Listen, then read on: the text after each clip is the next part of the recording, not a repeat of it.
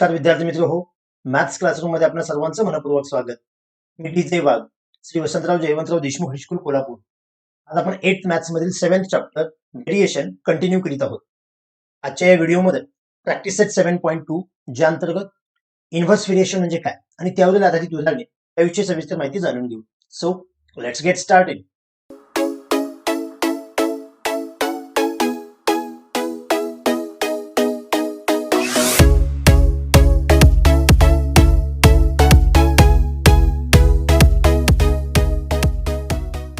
Okay students, यापूर्वीच्या व्हिडिओमध्ये आपण डायरेक्ट व्हेरिएशन म्हणजे काय ही कन्सेप्ट समजावून घेतलेली आहे. तर तुम्ही तो व्हिडिओ पाहिला नसेल तर पाहून घ्या, जेणेकरून इन्व्हर्स व्हेरिएशन सहजतेने लक्षात येईल. इन्व्हर्स व्हेरिएशन स्टार्ट करण्यापूर्वी आपण एक एक्झाम्पल ऑब्झर्व करूया. इथं काय सांगितले पहा. The following table shows the number of rows and the number of students in each row when they are made to stand for drill. विद्यार्थ्यांना ड्रिलसाठी कवायत संचलनासाठी काही रांगा बनवलेल्या आहेत. मग प्रत्येक रांगांच्या वेळी प्रत्येक रांगेमध्ये काही विद्यार्थ्यांची संख्या वेगवेगळी असेल. फॉर एक्झाम्पल, जर नंबर ऑफ रोज 6 असतील म्हणजे 6 रांगा केल्या तर त्यांनी असं सांगितलंय number of students in row, एका रांगेमध्ये त्यावेळी 40 विद्यार्थी येतात. याचाच अर्थ एका रांगेमध्ये 40 विद्यार्थी आणि अशी 6 रांगा होत आहेत. दॅट इज मीन्स 40 × 6 म्हणजे आपण असं म्हणू शकतो की त्या ठिकाणी 240 स्टुडंट्स आहेत. म्हणजे या दोघांचं जे मल्टिप्लिकेशन आहे. किंवा सेकंड आपण म्हणू शकतो if the number of rose 24 then the students in each row is 10, that means 10 into 24 is equal to 240. या पद्धतीने हे बॉक्स जे आहेत ते कंप्लीट केलेले, जेणेकरून यांचा जर प्रोडक्ट 240 येतोय. 24 प्रत्येक रो मध्ये स्टुडंट्स आहेत, याचा अर्थ 10 रोज आहेत, because 24 into 10 is equal to 240. Same way 12 students each row मध्ये असतील तर 20 रोज झाले असतील, जेणेकरून यांचा प्रोडक्ट सुद्धा 240 येईल. जर 30 रोज बनवले असतील तर आपण असं म्हणू शकतो 240 टोटल स्टुडंट्स आहेत आणि 30 रोज बनवलेले आहेत. याचाच अर्थ 0 0 कॅन्सल होतोय, 3 1 जार 3 8 जार, म्हणजे पर रो मध्ये इच रो मध्ये 8 स्टुडंट असणार आहेत. म्हणजेच हे जर एक्झाम्पल ऑब्झर्व केलं तर तुमच्या असं लक्षात येईल पहा. Suppose number of rows and number of students in each row हे जर आपण कन्सिडर केले, सपोज एका रांगेमध्ये एक्स स्टुडंट आहेत असं कन्सिडर करूया आणि टोटल ज्या रांगा आहेत ते वाय आहेत असं कन्सिडर करू. या प्रत्येक उभ्या कॉलम मध्ये जर चेक केलं तर एक्स आणि वाय यांचा प्रोडक्ट इथं सेम येतो. इथं 240 आला, इथं 240 आला. That is means in each example we find that x into y हा जो प्रोडक्ट आहे तो कॉन्स्टंट आहे. या उदाहरणासाठी 240 हा प्रोडक्ट सेम आलाय. मग आपण डायरेक्ट व्हेरिएशन मध्ये सुद्धा पाहिले, जो कॉन्स्टंट असतो त्याला आपण के असं कन्सिडर करतो. याचाच अर्थ x into y that is means x y is equal to k म्हणू शकतो. हा कॉन्स्टंट आहे, यालाच आपण के म्हणतो. तर वाय आपण राईट साईडला शिफ्ट केलं तर याचा अर्थ असा होईल x which is equal to k upon y. हा इंटू आहे, तो राईट साईडला गेल्यानंतर डिवाइड होईल. मग याची थोडीशी आपण रचना बदलू शकतो. हा जो वाय डिनॉमिनेटरला आहे याला जर आपण असं बनवलं x which is equal to 1 upon y into k असं लिहिलं तरी चालेल. किंवा यालाच आपण असं म्हणू x is equal to k into 1 upon y. म्हणजे हा के फक्त 1 ला मल्टिप्लाय असतो किंवा 1 हा के ला मल्टिप्लाय असतो. 1 into k is equal to k आणि डिनॉमिनेटरला वाय आहेच. मग ही रचना आपण एवढ्यासाठी केली की आपण डायरेक्ट व्हेरिएशन मध्ये बघितलंय इज इक्वल टू आणि के हे साइन जर आपण काढून टाकलं तर त्याच्याऐवजी आपण अल्फा म्हणजेच व्हेरिएशनचं साइन टाकतो. That is means x varies. इथं वाय जो आहे तो डिनॉमिनेटरला आहे, that is means 1 upon y. अशा पद्धतीचं जे व्हेरिएशन असतं यालाच आपण इन्व्हर्स व्हेरिएशन म्हणतो. म्हणजे जिथे आपण असं म्हणणार x inversely various with Y, किंवा असंही म्हणू शकतो in x and Y there are inverse variation. म्हणून आपल्या पुस्तकामध्ये इन्व्हर्स व्हेरिएशनची माहिती देत असताना कशी दिल्या पहा. Inverse variation, the statement x is inversely proportional to y, हे जे स्टेटमेंट आहे त्याला आपण असंही म्हणू शकतो can also be expressed as there is inverse variation in x and y. X inversely proportional to y आहे. आपण डायरेक्ट प्रपोर्शन, इन्व्हर्स प्रपोर्शन हे 7th स्टँडर्डला पाहिलेलं आहे. फक्त आपण आता प्रपोर्शनच ते व्हेरिएशनच्या रूपामध्ये पाहतोय. म्हणून इथे आपण असं म्हणू शकतो की एक्स हे वायशी इन्व्हर्सली प्रपोर्शनल मध्ये आहे, म्हणजेच एक्स आणि वाय मध्ये इन्व्हर्स व्हेरिएशन आहे. यालाच आपण असं म्हणतो की if x and y are inverse proportion then we say that x into y is a constant. आपण यापूर्वी पाहिलं, मी पुन्हा ते पेज दाखवतोय. एक्स आणि वाय यांचा प्रोडक्ट जर कॉन्स्टंट असेल तर आपण म्हणू शकतो की एक्स आणि वाय हे इन्व्हर्सली प्रपोर्शन मध्ये आहेत, म्हणजेच दे आर इन्व्हर्सली व्हेरियस. म्हणून पुढे असं सांगितलेलं आहे पहा, if x varies inversely as y, then we say that x into y is a constant. तर आपण लिहित असताना असं लिहितो x inversely various as y, याचाच अर्थ x एका बाजूला लिहितो आणि इन्व्हर्सली आहे म्हणून y लिहित असताना डिनॉमिनेटरला म्हणजे छेदाला लिहितो आणि हे व्हेरिएशनचं म्हणजेच अल्फाचं साईन टाकतो. हे जेव्हा साईन असतं that is means if x is inversely various with y, हे अल्फाचं साईन काढणार, त्याच्याऐवजी इज इक्वल टू आणि के हे साईन टाकतो, that is means x is equal to k into y. म्हणजेच हा वाय जर लेफ्ट साईडला आला तर एक्स इंटू वाय म्हणजे के येतो. हा जो के असतो तो या व्हेरिएशनचा कॉन्स्टंट असतो आणि हे जे असतं ज्याला आपण या व्हेरिएशनचं इक्वेशन आहे असं म्हणतो. That is means this is the equation of the variation where k is the constant of variation. म्हणजे इथपर्यंत आपण काय भाग शिकलो लक्षात घ्या. If x is inversely proportional with y, then we say that x is equal to k upon y. So we say that x into y is equal to k.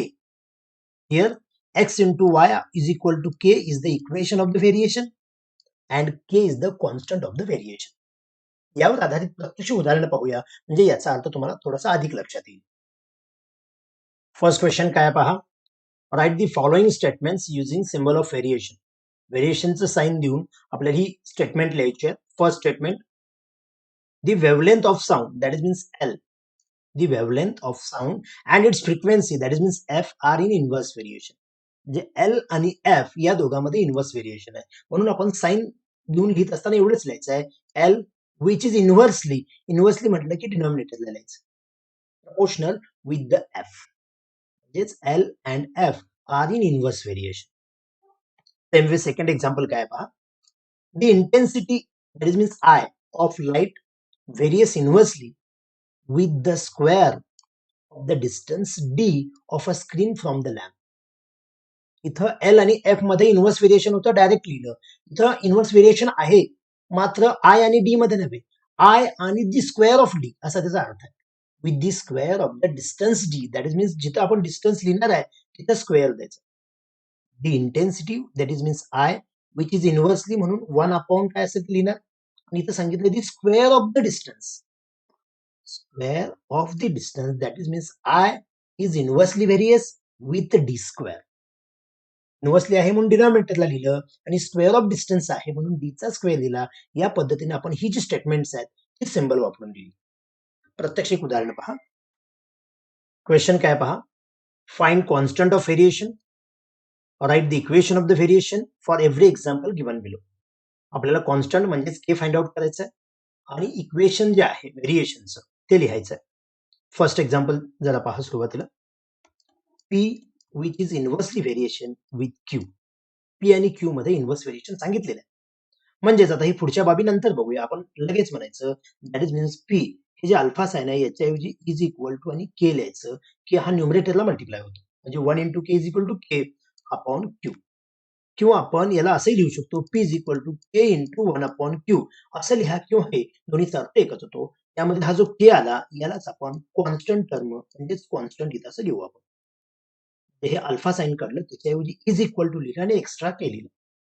मग आपल्याला हा K जर हवा असेल तर एकाच वेळी आपल्याला P आणि Q च्या व्हॅल्यू दिलेल्या असतात. तिथे आपल्याला सांगितलेलं आहे पुढं if P is equal to 15 then Q is equal to 4. तर त्या व्हॅल्यू आपण इथं म्हणूया if P which is equal to 15, then we say that Q is equal to 4. मग ह्या P आणि Q च्या व्हॅल्यू जर आपण इथे सबस्टिट्यूट केल्या तर काय होईल. P that is means 15 which is equal to K upon Q that is means 4. मग K फाइंड आउट करायचं आहे म्हणजेच 4 इकडे मल्टिप्लाय होईल 15 into 4 which is equal to K. So we say that K is equal to 15 4s are 60. म्हणजेच आपल्याला हा first जो टप्पा आहे फाइंड कॉन्स्टंट ऑफ व्हेरिएशन म्हणजे या व्हेरिएशनचा जो कॉन्स्टंट आला तो 60 आला. देअरफॉर इथं आपण म्हणूया कॉन्स्टंट ऑफ व्हेरिएशन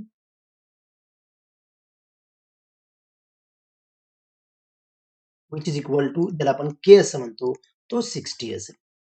मग सुरुवातीला ज्यावेळी आपण अल्फा साइन काढून K लिहिला हे जे असतं हे एक प्रकारे इक्वेशन ऑफ व्हेरिएशन असतं, फक्त इथं आपल्याला K ची व्हॅल्यू माहित नसते. इथं जर आपण K ची व्हॅल्यू सबस्टिट्यूट केली तर जे मिळतं ज्याला आपण इक्वेशन ऑफ व्हेरिएशन असं म्हणू शकतो. Therefore P which is equal to K ची व्हॅल्यू आता आपल्याला मिळालेली आहे 60 upon Q. This is the equation of the variation. किंवा हे सिंपल फॉर्म मध्ये लिहायचं असेल तर आपण म्हणू शकतो that is means p into q, हा क्यू इकडे मल्टिप्लाय झाला, which is equal to 60. This is the equation. हे जे मिळालं आपल्याला ते इक्वेशन मिळालं, equation of the variation. therefore that is the equation of variation. जे काय केलं पहा, सुरुवातीला आपल्याला व्हेरिएशन सांगितलेलं आहे, पी हे क्यूशी इनव्हर्सली व्हेरियस आहे. त्यानुसार आपण एक इक्वेशन बनवलं ज्यामध्ये आपल्याला कोणाचीही किंमत माहित नाही. त्यानंतर आपल्याला ही जी दोन लेटर्स दिलेले आहेत पी आणि क्यू, ह्याच्या दोन क्वांटिटीज आहेत, त्यांची एकमेकाशी रिलेटेड असणारी जी काही व्हॅल्यू आहे ती दिलेली असते. जसं की P15 असताना Q4 आहे. या दोन व्हॅल्यू जर आपण इथे सबस्टिट्यूट केल्या तर आपल्याला एक व्हॅल्यू मिळाली जी कॉन्स्टंट टर्मची व्हॅल्यू मिळाली. म्हणून आपण म्हटलं कॉन्स्टंट ऑफ व्हेरिएशन म्हणजेच के, जो आपल्याला 60 मिळाला. हा मिळालेला 60 पुन्हा आहे तर जर इक्वेशन मध्ये आपण सबस्टिट्यूट केला तर आपल्याला जे मिळतं ज्याला आपण इक्वेशन ऑफ द व्हेरिएशन असं म्हणतो. त्याच पद्धतीने हे दुसरं तिसरं एक्झाम्पल पहा. डायरेक्ट आपण आता चौथं उदाहरण पाहूया.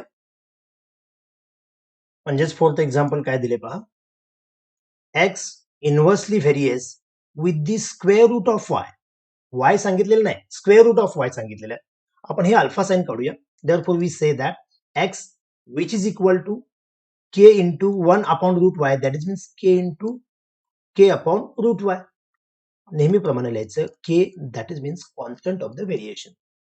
इथं के जो आला तो कॉन्स्टंट आला. मग हा के जर फाइंड आउट करायचं असेल तर आपल्याला एक्स आणि वायचे व्हॅल्यू दिलेले असतात. इथे सांगितलंय if x is equal to 15 then y is equal to 9.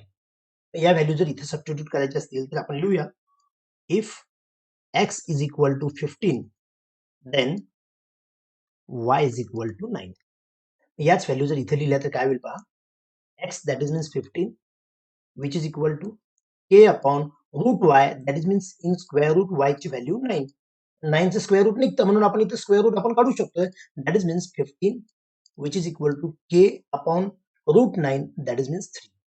हा 3 जर लेफ्ट साइडला आला तर 15 इंटू 3 होईल. That is means k 15 3 are 45. So we say that k is equal to 40. याचाच अर्थ हा जो कॉन्स्टंट आला, कॉन्स्टंट ऑफ द व्हेरिएशन सुरुवातीला आपल्याला विचारलेला आहे, जो आपल्याला 45 मिळाला. therefore we say that constant of variation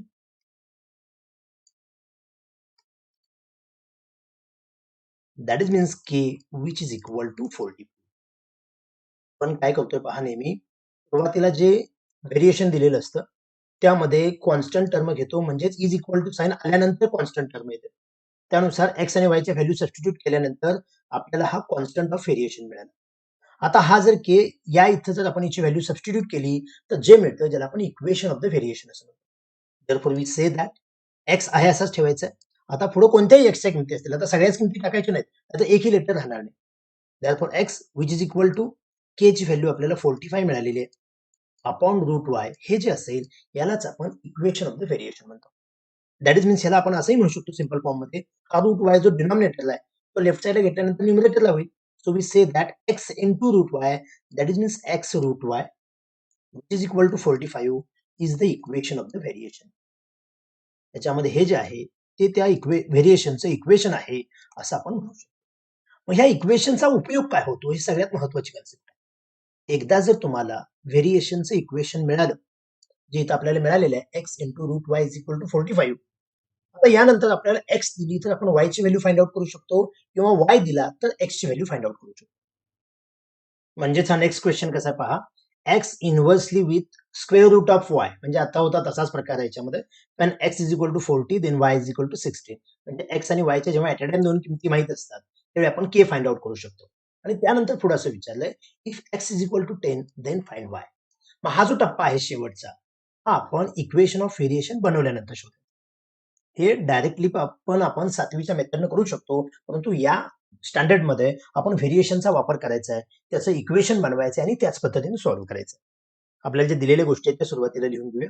here here म्हणतो देअरफॉरच्या ऐवजी here x which is inversely with the square root of y, ही इन्फॉर्मेशन दिलेली आहे.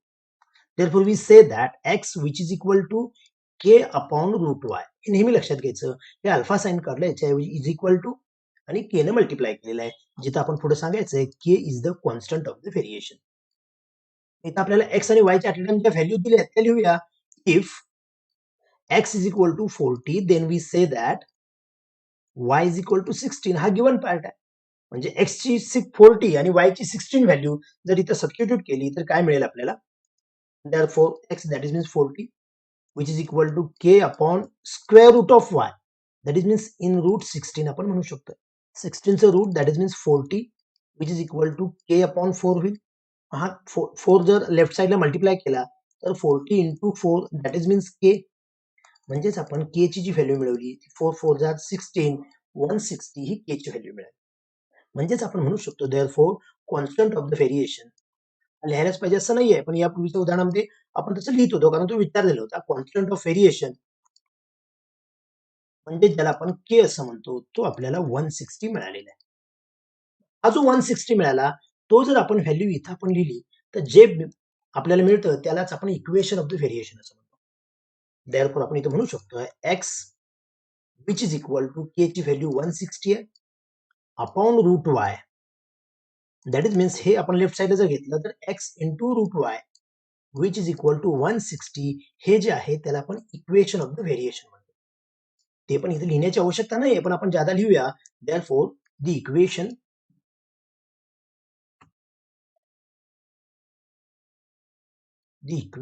of variation is x into root y x into root y which is equal to 160.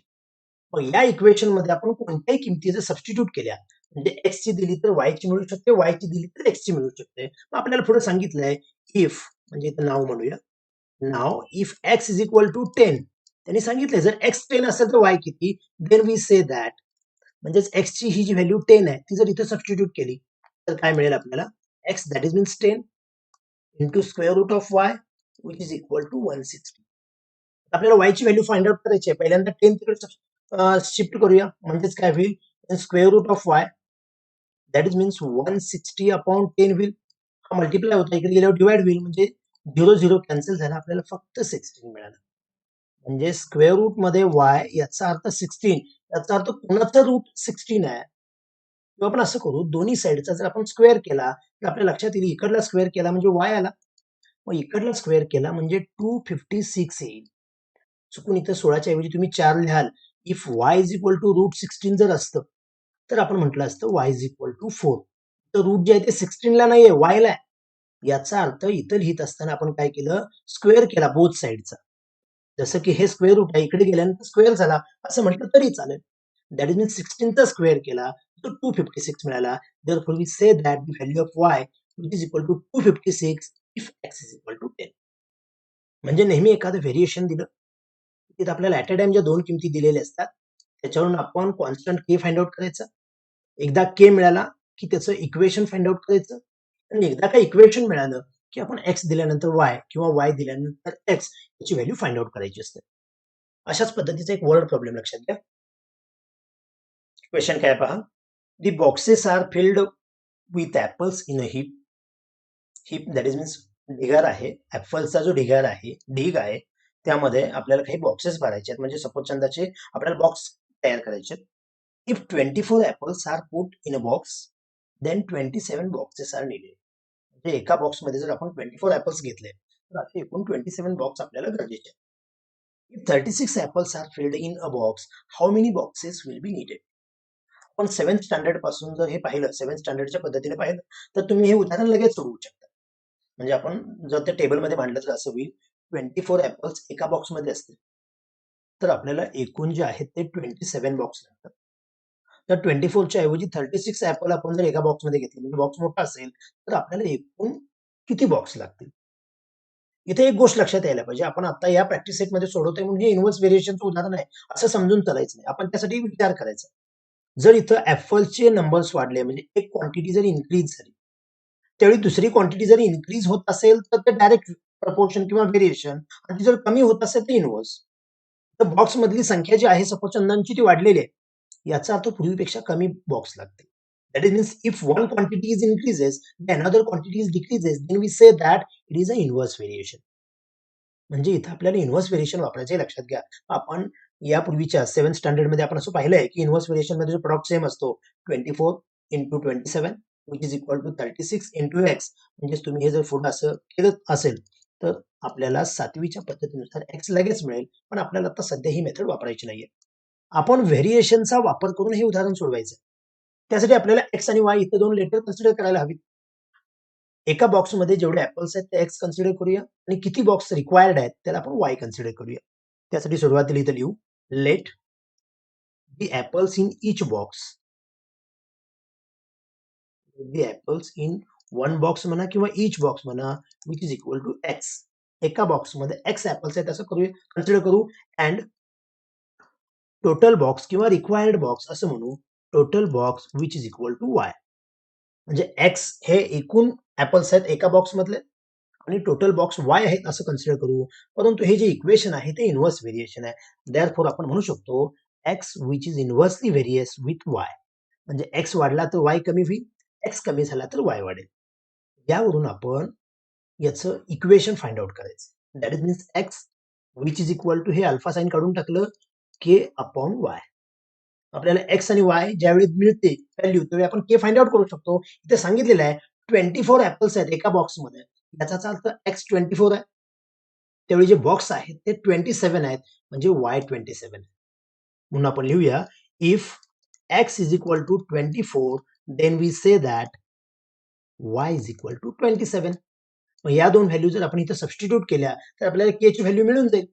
Therefore we say that x that is means 24 is equal to k upon y that is means 27.